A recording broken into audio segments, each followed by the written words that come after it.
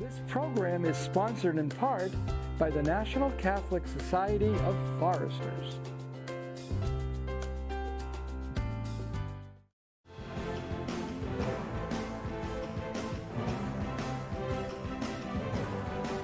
Hello again and welcome to Looking at Social Justice. It's my joy once again as Jim Grant to be your host and to interview someone about an interesting topic. But this time it's way better. Usually it's someone I might not know that well, but I know they're doing a great job. They're doing something in social justice that's important, interesting, urgent, that we need to talk about.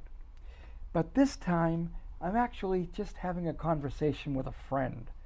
It's still a very important topic, but it's something that is not about something that I don't know anything about because he does it there and I do mine here. We kind of like do things together.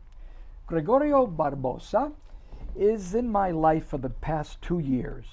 It all began with the Bishops Advocacy Homeless Committee, in which he was one of those active members committed to homelessness, to kind of ending it. What it took for us was a great step forward was the day that he became our connection to the Fresno-Madera Continuum of Care. And he has been an active, very, very important member of that coalition of activists and advocates for the homeless, meeting monthly, but also working intensely during the month on homelessness. So Greg, I guess I'd like you to introduce yourself with some more detail maybe about your journey, your commitment not only to the homeless, but to social justice in general, to your work in the parish at St. Therese with the Bible study, and anything else that you want to begin with to introduce Gregorio Barboza to our viewers and our listeners. So what more can you say about yourself, Greg? Well, Jim, thank you very much, first of all, for the opportunity to be here today.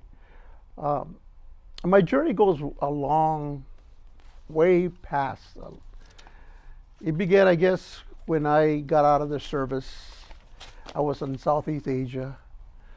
I came back in one piece, and I soon realized that I was saved again. Not only was I saved, but then I began to think about and meditate on the gifts and talents that I had. And so one of the things that I promised was that I would continue to be involved in the community wherever I could. I was asked, the other day I volunteered for Wings, and I was asked, what is one thing that you can tell us about yourself? And I said, well, it's hard for me to say no. I'm usually doing something or another. But the great thing about that is that I have a partner who agrees and supports me in those decisions. So I'm able to do a lot of things. Consuelo is very, very comfortable with all the things you do. Yes. I got involved with the people experiencing homelessness when I was at a fair at Break the Barriers. And I approached the veterans table and I asked, well, what can I do? Is there anything you guys do with the homeless? And they pointed me towards the diocese and said, they have a committee over there that you can probably get involved. And I said, great. So at that time is when I joined the Bishops Committee on the People Experience Homelessness, the Advocacy Committee. And soon after that, as you mentioned earlier, I joined the FMCoC, helping you attend those meetings. And then I kind of took over, realizing how busy you were. And I said, well, I can help that way, one day a month and so forth. So after that, I was able to get more involved. I noticed that I was doing work at the higher level of attending these meetings, making the decisions where the Fresno-Madera Continuum of Care had decided they wanted to go. And I also got invited to do some reviews of some funding proposals, some people who had applied for funding. So I was on some review committees of that. And then I still said to myself, I still want something more out of this. So I volunteered with part of the continuum, the coordinated entry system, I joined the outreach team. The outreach team that goes into rural Fresno and Madera counties, in which we go into different cities, and we try to outreach the people out there who are experiencing homelessness. And I got to know a lot of people. I got to know the method. And one of the things that they do is they try to gain the trust, because not all of them want help immediately. That's one of the questions we ask. Would you like some help? We got some help available. If you do not know about it, let us tell you about it. And some say yes and some say no. And so the no's, we're going to go again the following month, and we're going to go reach whatever their name is, and we're going to say, hey, how you doing? How you been? And so on and so forth, and try to build a relationship and trust. So hopefully they'll say, yes, I think I'm ready to accept some help. The coordinated entry system not only outreaches and identifies people on the streets, but they also have a navigation aspect. They have an assessment aspect that gets them to, they're pointing to the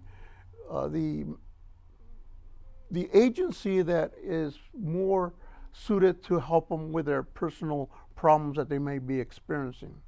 In the Fresno-Madera Continuum of Care, I like to say, is the umbrella of all these agencies. And I think there were 27 when we started, when I started 2 years ago. And now there, I think I last counted something like 33 to 37. So it's growing. And it's really a blessing to have more agencies involved in addressing the homeless issues that we have here in Fresno County. Without trying to name off the 32 or 37, did you want to give us some broad stroke over some of the major agencies that just are the top of the list? They're the most committed. They're the ones that are there the longest time. What would be even one or two of them, Greg, that are the motors there, the engines that drive it? The one that come to mind initially would be WestCare.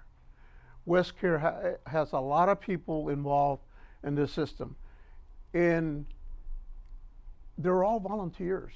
They take time away from their jobs to volunteer to take care of the Fresno-Madera Continuum of Care agendas.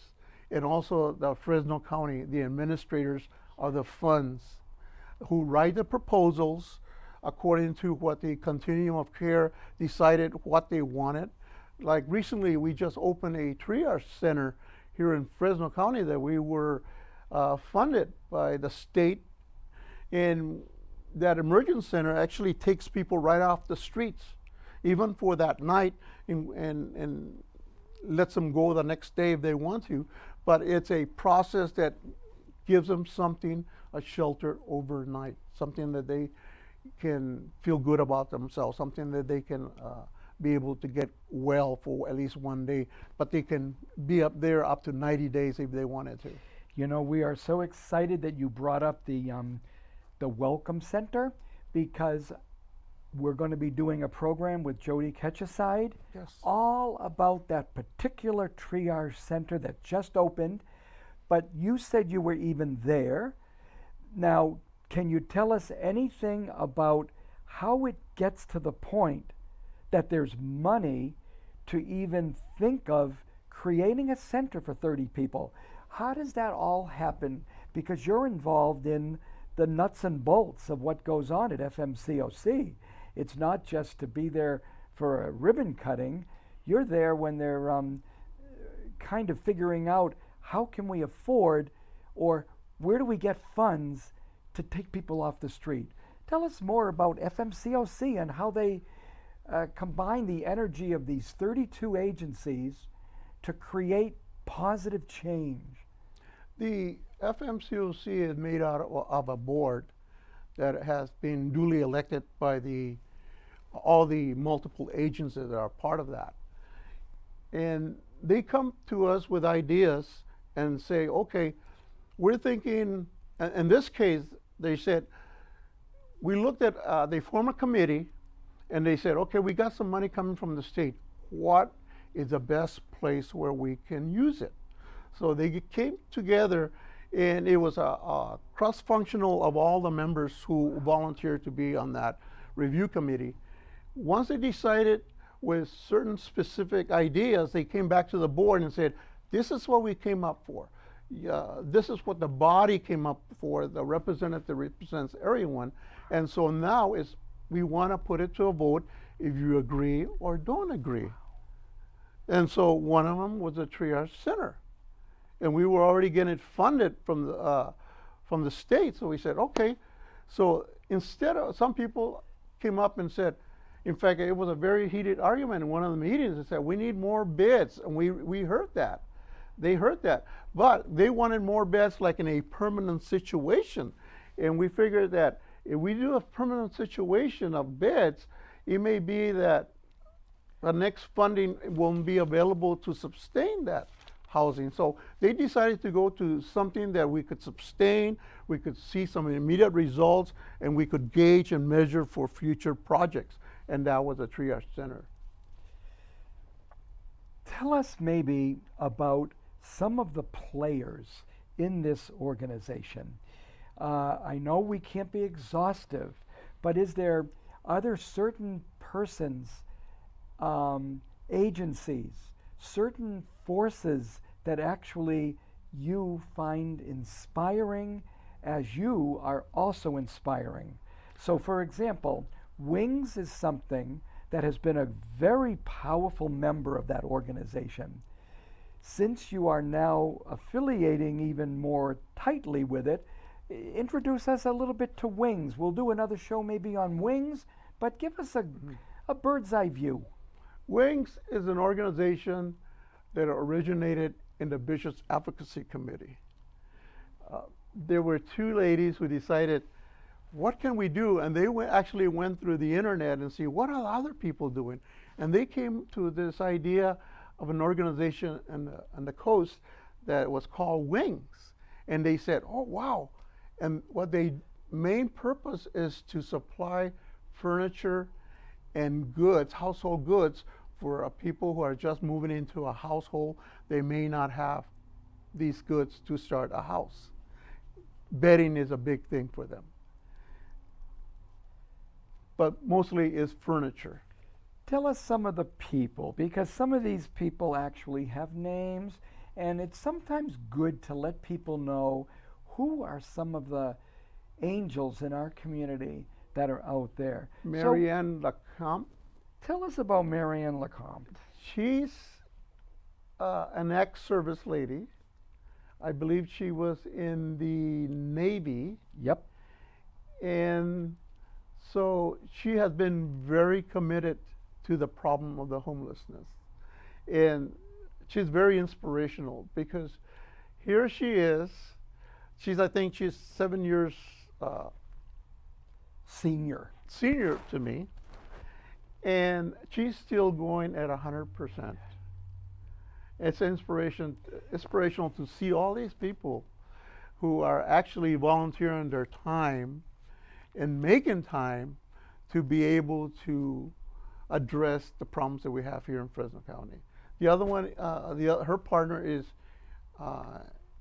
Anna Heckman, I believe. Yeah, Anna and Hecker. She's the other person who happens to be the CEO of the company right now, that I understand may be stepping down. So they just hired a new person to take over some of those responsibilities of managing the warehouse and also perhaps do some fundraising.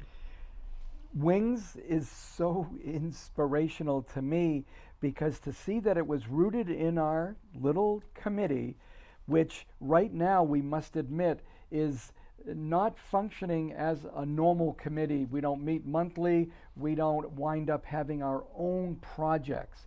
But instead, we've done what I think the Pope has asked us to do, is to diversify, decentralize, and go out there to the periphery.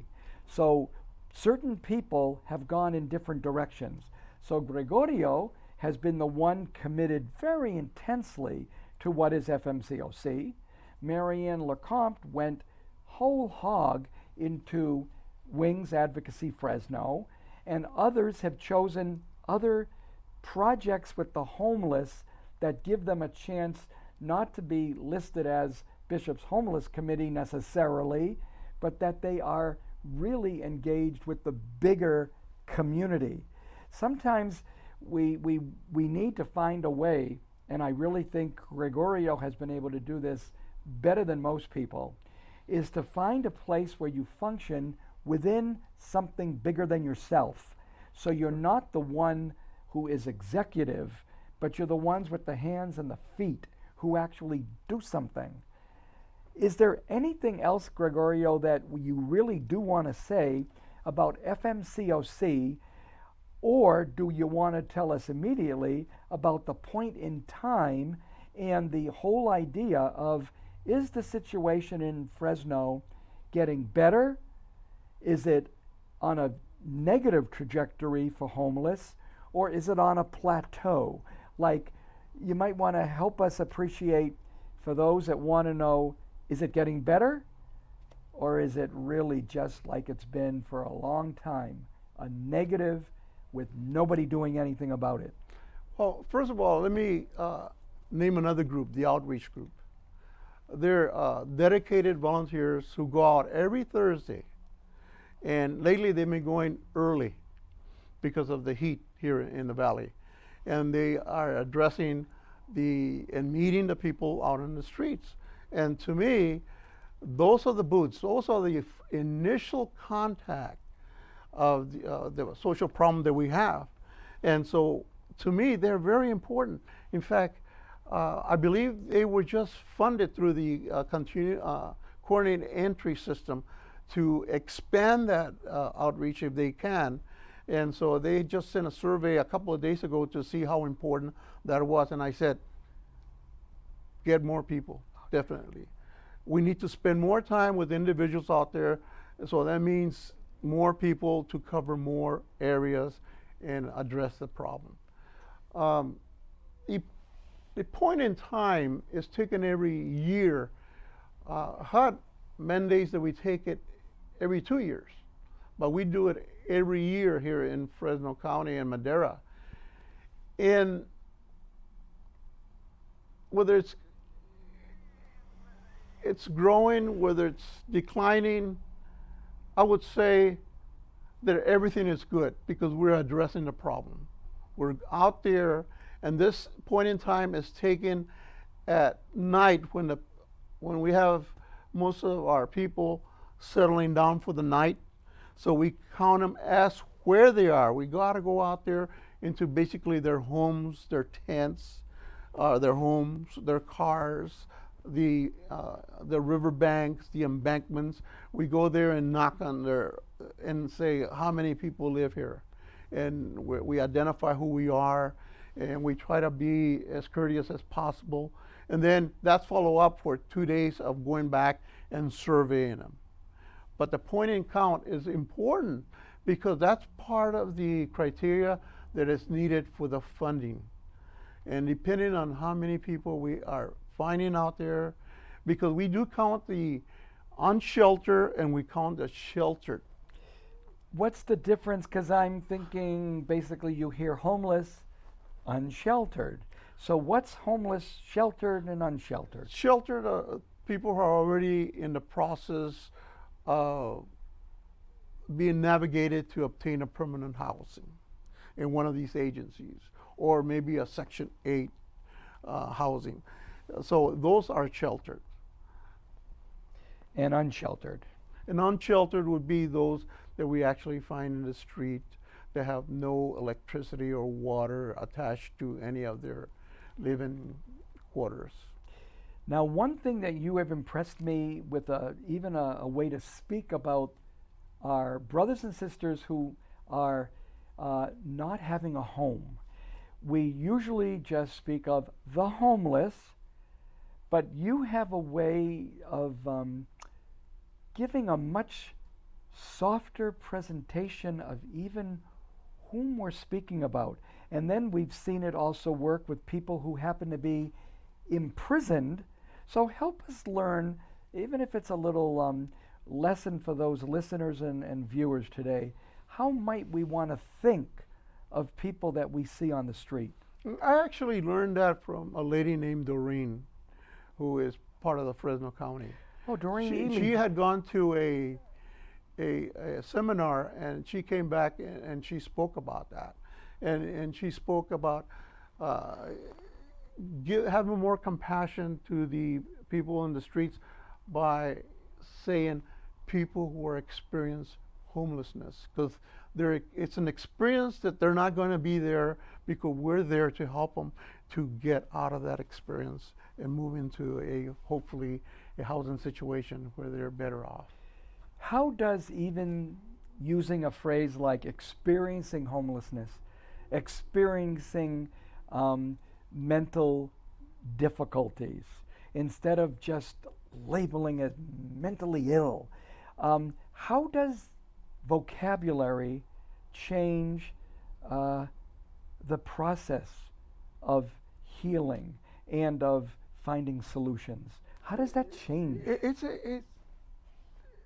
It's more of a compassionate mercy type of situation, where a word that you can use, and it's like you said, it's softer to address a situation.